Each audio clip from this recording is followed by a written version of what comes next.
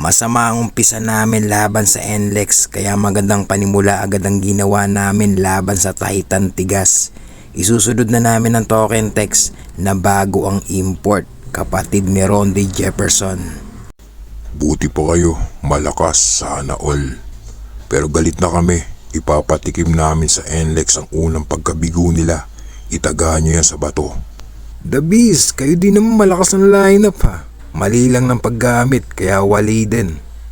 Ang problema namin, may injury si CJ. Tapos si Junmar, may iniindang masasakit sa katawan, kaya yung gigil sa laro, napipigil. Kami din malakas, puro muntik na manalo. Nananambak pa kami sa umpisa, tapos sa dulo, nga. Buti na lang ako, tapos na yung days ko sa TNT. Pinanalo ko naman ang huling laro.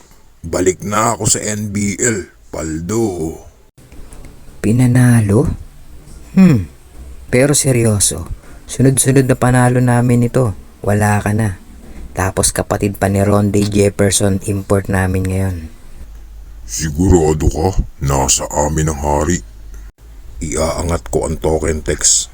Paangat na kami. Wala yan, SMB lang yan.